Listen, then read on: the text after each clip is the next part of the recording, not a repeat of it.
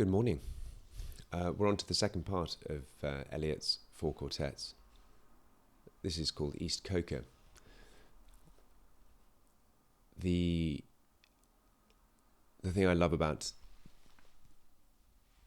this next part is the way that it talks about the importance of place.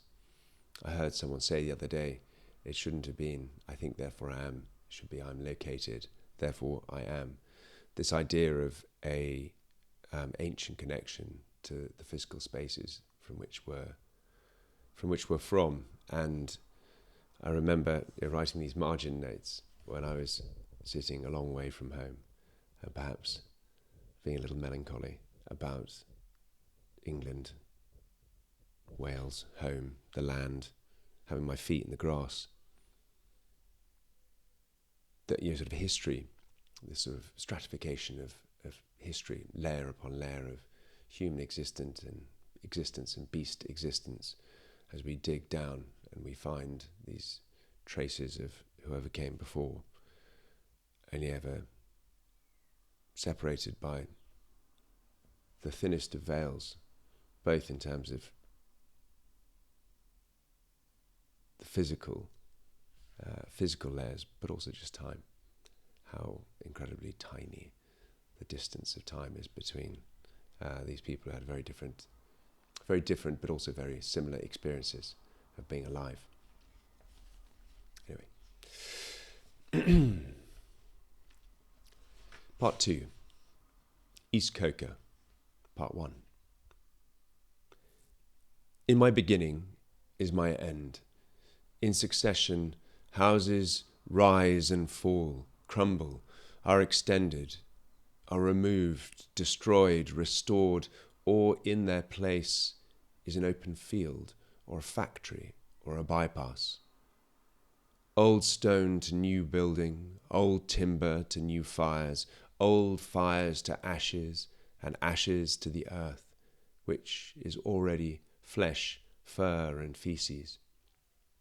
Bone of man and beast, cornstalk and leaf. Houses live and die. There is a time for building, and a time for living and for generation, and a time for the wind to break the loosened pane and to shake the wainscot where the field mouse trots, and to shake the tattered arras woven with a silent motto. In my beginning is my end. Now the light falls across the open field, leaving the deep lane, shuttered with branches, dark in the afternoon, where you lean against a bank while a van passes, and the deep lane insists on the direction into the village, in the electric heat, hypnotized. In a warm haze, the sultry light is absorbed, not refracted, by grey stone. The dahlias sleep in the empty silence. Wait for the early owl. In that open field, if you do not come too close, if you do not come too close on a summer midnight, you can hear the music of the weak pipe and the little drum, and see them dancing around the bonfire, the association of man and woman in dancing, signifying matrimony, a dignified and commodious sacrament. Two and two, necessary conjunction, holding each other by the hand or the arm, which betoken concord. Round and round the fire, leaping through the flames, or joined in circles, rustically solemn or in rustic laughter, lifting heavy feet in clumsy shoes, earth feet, loam feet, lifted in country mirth. Mirth of those long since under earth, nourishing the corn, keeping time, keeping the rhythm in their dancing, as in their living in the living seasons.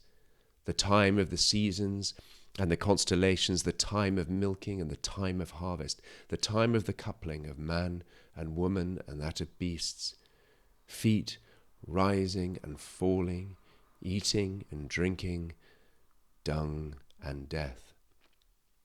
Dawn points, and another day prepares for heat and silence. Out at sea the dawn wind wrinkles and slides. I am here, or there, or elsewhere, in my beginning.